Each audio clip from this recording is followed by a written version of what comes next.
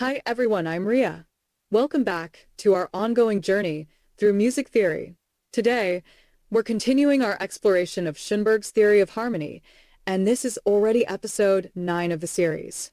In our last session, we talked about how to write harmonic progressions in minor keys.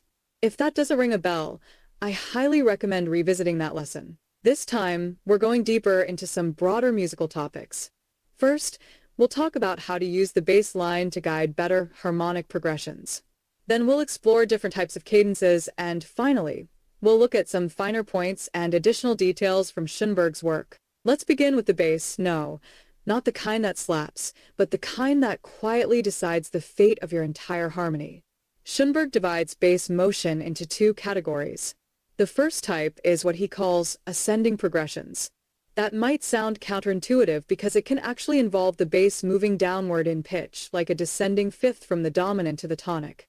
What matters here is not the physical direction, but the harmonic tension. For example, when a G major chord, the dominant moves to a C major chord, namely the tonic. G, which was the root, becomes the fifth of the new chord. It's no longer the star of the show. It's been demoted. That's what ascending progression means. The new chord conquers the previous one. This can also happen when the bass descends by a third or a second. In a stepwise progression, the two chords usually have no common tones, so the second chord completely replaces the identity of the first. Total harmonic domination. On the other hand, we have descending progressions where the previous chord compromises and gives way to the next. For example, moving from the tonic to the dominant, the G that was just a supporting fifth in the tonic chord suddenly becomes the root of the new dominant chord. It's like the sidekick becoming the protagonist. Schoenberg suggests we should prioritize these ascending progressions, the ones that create forward harmonic motion. Descending progressions can still be useful, but they should be sprinkled in sparingly, just to enrich the bass line. Also, don't repeat the same bass and melody notes over and over. Variety is the spice of harmony. Let's listen to a short example that uses only ascending progressions. Or if you like, hit pause and try writing your own first.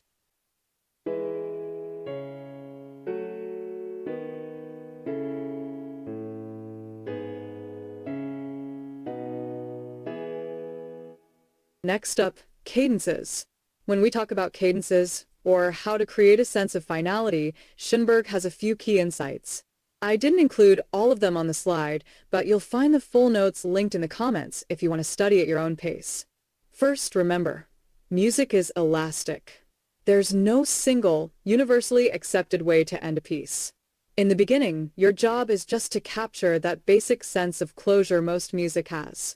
Also, don't rely only on harmony to do the job. Rhythm and melody can be even more effective at signaling a conclusion.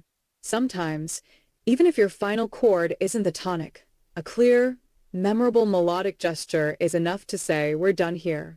In modern music, tonality has become more fluid, so you won't always return to the home chord. The takeaway? Don't blindly chase after tonic chords. Horizontal cadences, the kind built from rhythm and melody, often work better than purely vertical harmonic ones. And when composing, don't be afraid to break free from traditional cadence formulas. Now, let's look at a few specific types of cadences. The first is the authentic cadence, where the dominant chord resolves to the tonic. This is your classic ending. The dominant is often preceded by the second degree or fourth degree chord. These predominants strengthen the sense of arrival by covering more notes in the scale and reinforcing the key. The sixth degree chord can also work well here. I've summarized common cadential progressions in a chart. Feel free to pause the video or take a screenshot if you want to study it in detail. Another important cadence is the cadential 6/4 chord. This is one of the few places Schoenberg actually recommends using a 6/4 chord. It works as a kind of harmonic delay or suspension just before the dominant. Think of it as a little buffer zone, adding tension and anticipation before the final resolution. And no, you don't need to worry about preparing it, just drop it in. Then there's the deceptive cadence, where the dominant doesn't resolve to the tonic, but instead moves to something like the sixth degree or fourth degree chord. It tricks the listener into thinking the piece is ending, only to pull a musical, just kidding. It's important that the dominant is in root position here, so the effect really mimics a traditional cadence. That's what makes the surprise work. Finally, there's the plagal or irregular cadence, where a subdominant leads to the tonic. Honestly, Schoenberg doesn't think this one is very useful. At this point, you can probably ignore it. Let's now listen to a few examples of different cadences in action.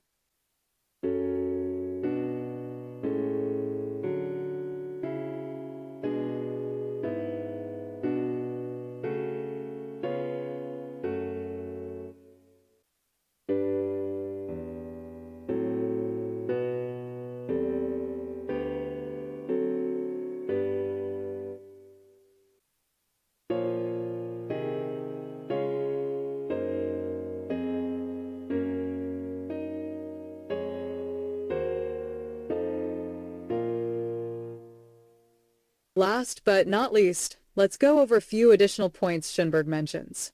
Up until now, we've only practiced connecting chords that share common tones.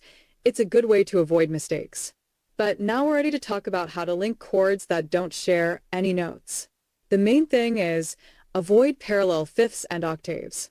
You can do this by using contrary motion or by inserting sixth chords or repeated thirds. Everything else follows the same principles we've discussed before. Let's hear a quick example.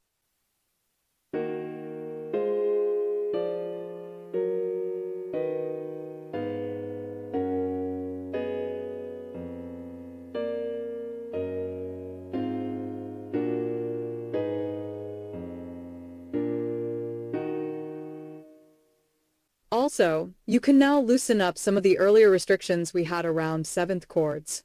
You're free to decide how to prepare or resolve dissonances. Use your ear as your guide. The same goes for the seventh degree chord. For triads built on the seventh scale degree, it's best to use the first inversion, the sixth chord, and don't worry about extra preparation. It works as a great substitute for the dominant. As for the seventh degree seventh chord, you can use it freely. So now that the rules are relaxing a bit, you'll need to rely more on your own musical instincts. And remember that every harmonic decision should serve the melodic line. Harmony supports the voices, not the other way around. If you'd like, you can now start writing your own harmonic progressions that include cadences. Try doing it in different keys to practice. I'm Reha, and if you want to study composition and harmony in a more structured way, feel free to subscribe to the channel. See you in the next episode. Bye-bye.